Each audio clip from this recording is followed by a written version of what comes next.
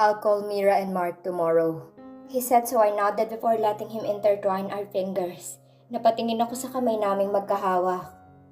You fixed this house for you and Trisha? Wala sa sariling tanong ko, at ramdam kong bigla ang pagluwag ng yakap niya sa akin. At rinig ko rin ang pagsinghap niya sa gulat, kaya napangisi ako at napalingon sa kanya. What? He hissed. I'm just asking, I said. Bahagyang tumalim ang mga tingin niya kaya inirapan ko siya. Seriously? He sarcastically asked, so my brow raised. Are you affected? Taas kilay na tanong ko kaya tinaasan niya rin ako ng kilay. His messy hair suits him a lot. His pointed nose and deep set of eyes look so great. After everything? Seriously? Tanong niya sa kainayos ang pagkakaupo ko sa mga hita niya. I chuckled before burying my face on his neck. Sa gigil ko'y marahan ko siyang kinagat doon kaya napadaing siya ng mahina. Pero hindi niya ako pinigilan. Nang makita kong bakat ng kagat ko sa leeg niya, ay napangiti ako ng matamis.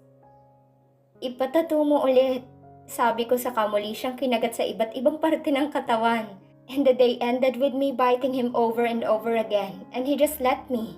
Ano pa bang mahihiling ko? Peaceful and happy life with him is already so much. The next day I forced Sus to call Mira, since he noted her number before he changed a SIM card. Pero 5 ulit namin ginawa yun ngunit walang sumasagot. In the end, we gave up and called Mark instead.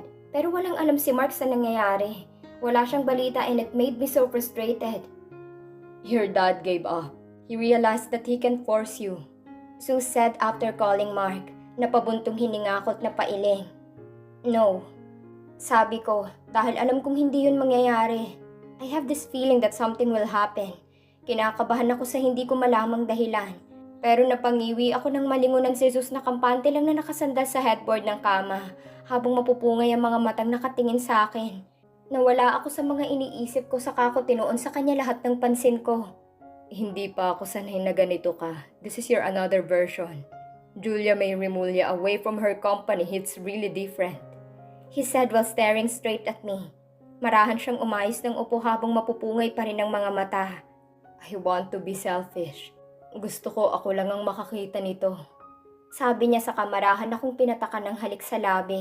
He even bite my lower lip, causing me to open my lips a little to give him the access that he wants. Dahan-dahan akong humawak sa dibdib niya dahil sa lumalalim na halik. And because of that he stopped kissing me and he looked at my hands on his chest. The Snow Queen is here with me right now. She's on my bed and she wants my kisses so much. He whispered so I slightly slapped his chest before rolling my eyes. So beautiful, I said, but he just chuckled before kissing my forehead. After some few minutes, we stood up. Nagluto siya at pinanood ko siyang magluto. And I don't know but I don't feel like I want to puke right now. Maybe it's the weather. O sadyang nagbago na ulit ang schedule ng pagsusuka ko. I can't understand but as long as the baby's fine, it's also fine with me. Tinuruan niya ako kung paano magluto. I know how to, but he's really good at it. At kahit paghiwa ko ng mga ingredients ay mali para sa kanya. That's how you do it in Italian cuisine. Inis na sabi ko dahil sa pagpuna niya sa paghiwa ko. Inis kong pinitawan ng kutsilyo sa kapairap siyang binalingan. Napangisi naman siya na parang tuwang-tuwa sa biglaan kong pagsusungit. I rolled my eyes because of that, before pushing his chest. Why am I even learning? Inis na sambit ko sa kapadabog na pumunta sa upuan sa dining table at doon umupo. Nakangisi niya naman akong sinundan ng tingin kaya mas lalo akong nainis. Just cook, Sus. I'm hungry. Inis na sabi ko na siyang ikinatawan niya ng mahina. Yes, Mom. He teased before he continued cooking. Pinanood ko siyang magluto habang nakaupo ako. Pero ilang sandali pa hindi ako nakatiis. Tumayo ako at lumapit sa kanya. When he saw me walking towards him, he captured my waist quickly. He rested his chin on my shoulder as we both watched the dish cooks inside the pan. I just need to access my bank account. We can hire a maid, mahinang sabi ko. Not now. Sabi niya saka mabilis na pinatay ang stove para iharap ako sa kanya. I immediately encircled my arms on his neck as we stared at each other's eyes with so much passion and peace. I always look forward to being with him every second of the day. Maybe when our baby's born, then we can hire a maid. He said so I nodded. It's still complicated. Sabi ko pero mabilis niya akong pinatahimik sa pamamagitan ng pagbigay sa akin ng mabilis na halik sa labi. Why can't you tell me you love me? He sweetly asked, so I raised my brow. I am so comfortable with him, but I still don't have the courage and confidence to say those words. Yes, I love him.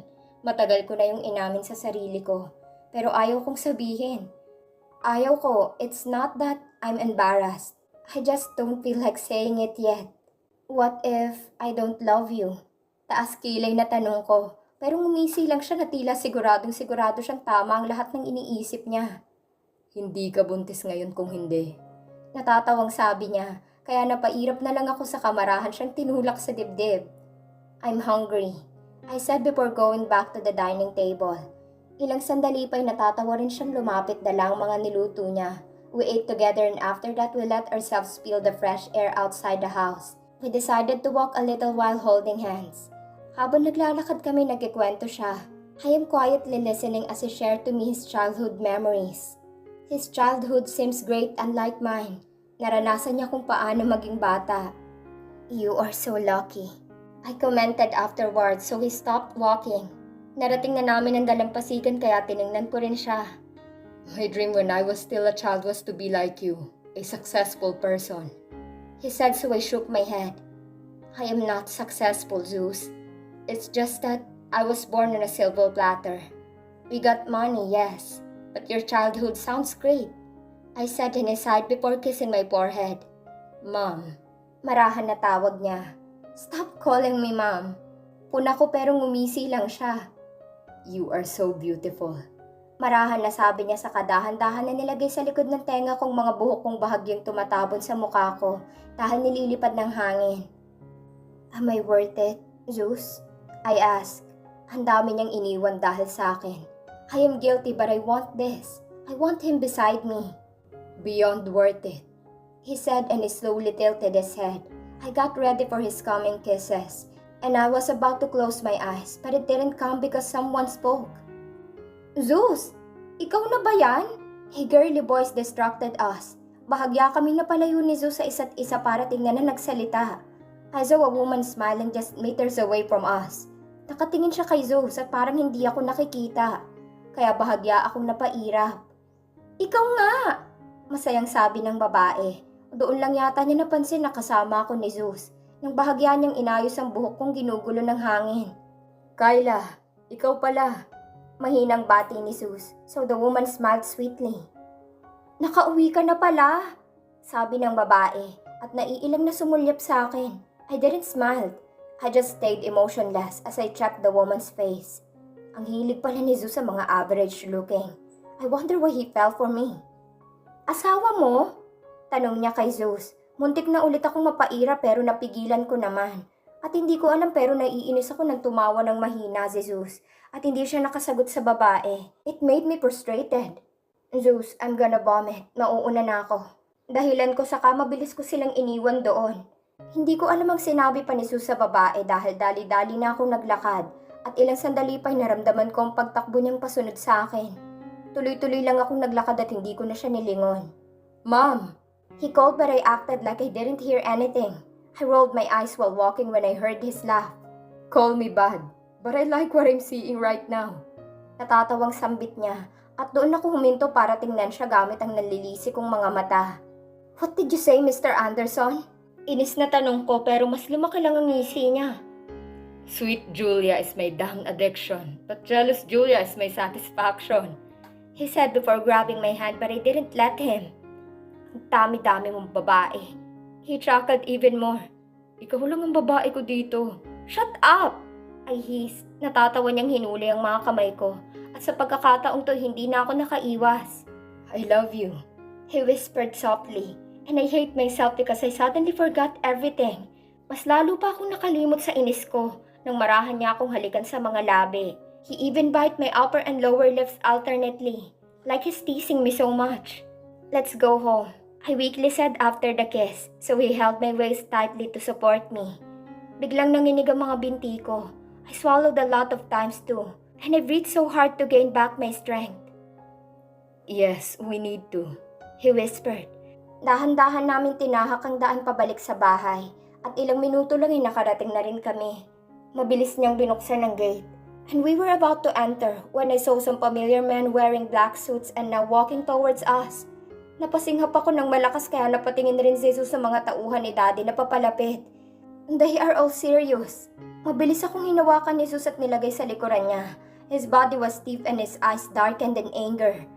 Ilang mga tauhan pa ang lumapit hanggang sa nakita ko si Daddy na naglalakad at sa likuran ay si Mommy na maluha-luha. Mira followed and seeing them all here made me scared. No way. No way. This is not happening. It's not true. It's all done, Dad coldly said. I shook my head. Mabilis na namuo ang mga luha sa mga mata ko at pumaloob sa akin ang labis na takot. Julia! Matigas na sambit ni Daddy. Hindi siya sasama sa inyo. Matigas na sambit ni Zeus. Dahilan parang umisi si Daddy ng malademonyo. Tapos na ang bahay-bahayan nyo. Julia May, sasama ka sa akin.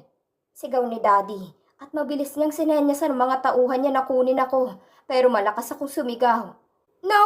No! I am not coming with you! Sigaw ko. Daddy! Mira shouted when Dad motioned these men to point their guns at us.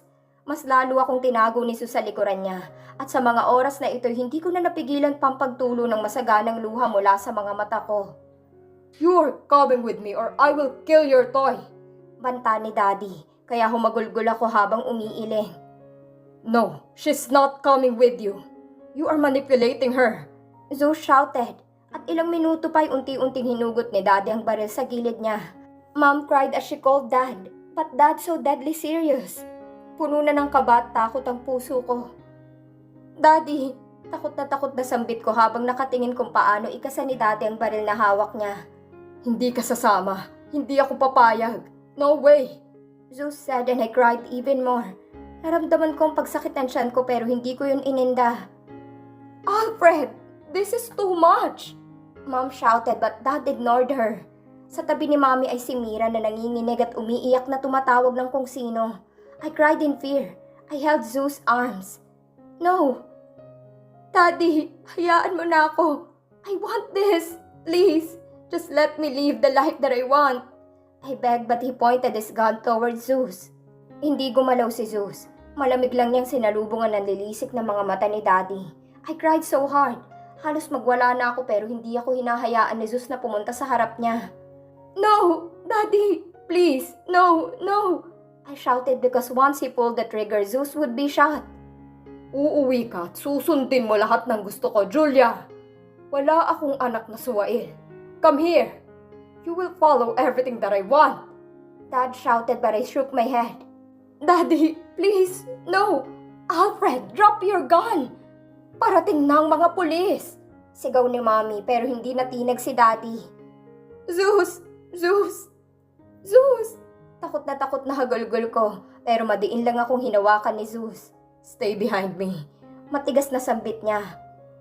Julia, I said come here. Matigas na sigaw ni Daddy. I want to give up for Zeus' life.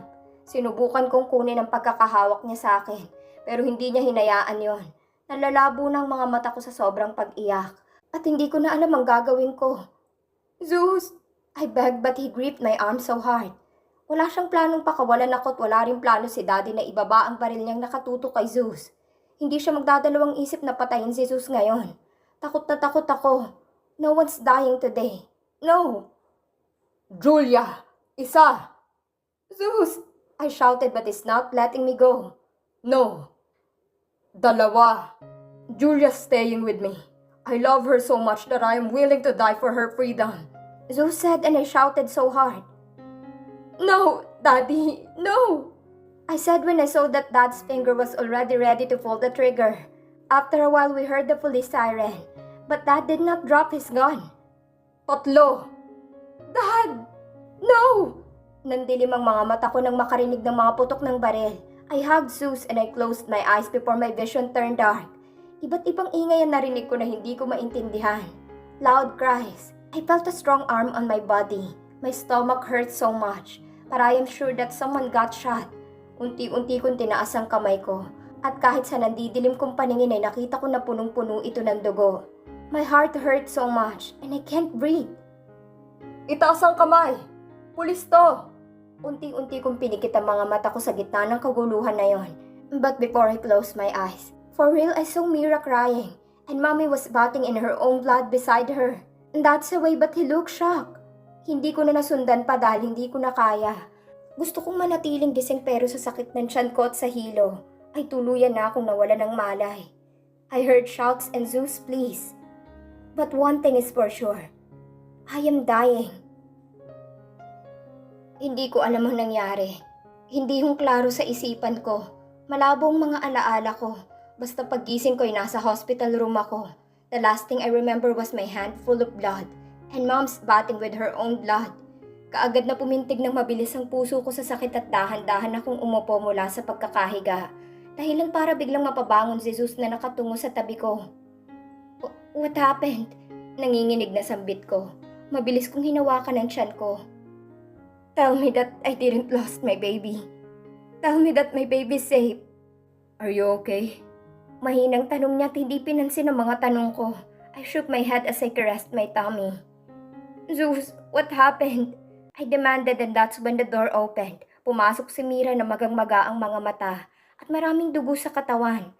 Nanlaki ang mga mata ko at kaagad na bumuhos ang masaganang mga luha ko. Julia! She sobbed and she went to me quickly. Mahigpit niya akong niyakap kaya mas lalong tumulong mga luha ko habang sinusuklian ang yakap niya. May naiisip ako pero ayaw kong tanggapin. No, this is not true. Mom's gone! She sobbed. Nabalot ng lamig ang buo kong katawan at doon ko naisip ang mga posibleng nangyari. Sinalo ni Mommy ang bala na para dapat sa amin ni Zeus. Kaya siyang natamaan. She sacrificed her life. No, nanginginig na sambit ko. Dad's in jail. Hinuli siya ng mga pulis na tinawagan ko. She continued sobbing hard and it affected me. Halos hindi na ako makahinga sa pagsabay sa iyak niya. No, this can't be happening. Mom died without us talking calmly. Hindi ko siya nakausap ng kalmado. I didn't tell her that I now forgive her. I forgive her as her daughter despite everything. She died without even hugging me. I lost her forever without me feeling how to be cared for by her. She's gone. No, I shook my head. Ayokong maniwala pero nang tingnan ako ni Mira sa mga mata, ay naging blanko na ang utak ko. She died for you. Nanginginig na sambit niya. Nakaramdam ako ng labis na panghihina dahil sa mga nalaman. At doon lumapit si Zeus na nakamasid lang. Umupo siya sa tabi ko.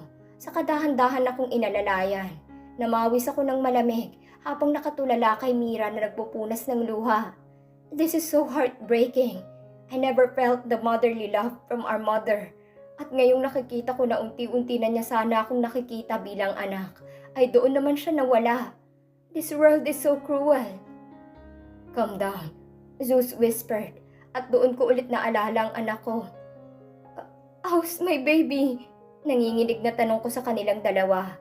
Mira sighed before looking at Zeus. Maiwan ko na muna kayo. Dad will stay here in Zamboanga's jail for the meantime. Ililipat siya sa Manila kapag okay na ang lahat. She said before going out. Sinundan ko siya ng tingin hanggang sa makalabas siya na ganun pa rin ang suot. She's full of blood. Mom's blood for sure. Nang mawala si Mira sa paningin ko, doon ko nilingon si Zeus. Namumula ang mga mata niyang nakatingin sa akin. The baby's fine. Mahina at dahan-dahan na sabi niya, gamit ang marahan niyang boses. Kaya kahit paano'y napahinga ako ng maluwag. Mas hinapit niya ako palapit sa kanya sa maingat na paraan. Saka dahan-dahan niya akong pinatakan ng halik sa noo. Ilang sandali pa'y pumasok ang isang doktor para tingnan ang kalagayan ko. And I was so happy knowing that my baby's fine. Pero binalaan ako na sa sunod kong pagdurugo ay baka mawala na ng tuluyan ang anak ko sa akin. I need to stay away from stress. Pero paano ako lalayo sa stress matapos ang nangyari? We lost Mom.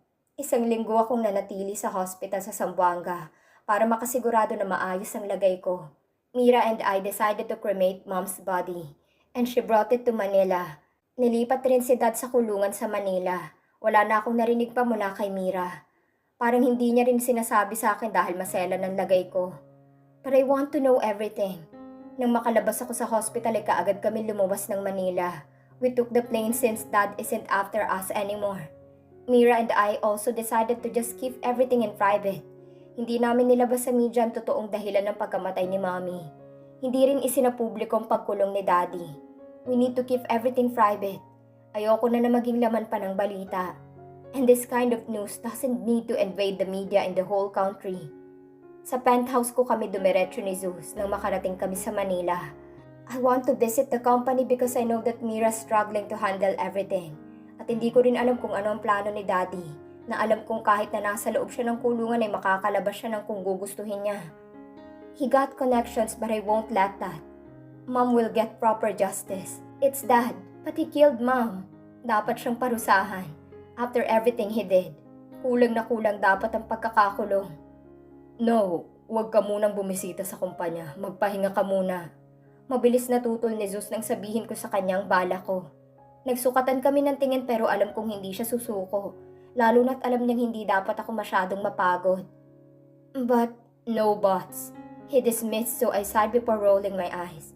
I let him decide. Sinunod ko siya at talagang nagpahinga kami buong araw na yon. But I called Mira to know what's happening in the company. Alam kong nagkakagulong mga stockholders dahil sa nangyari. The company is in a mess. And since Dad's not around, I will take over. I will be the president and the CEO. Kinabukasan ay hinayaan ako ni Zeus na pumasok sa kumpanya, pero sinamahan niya ako.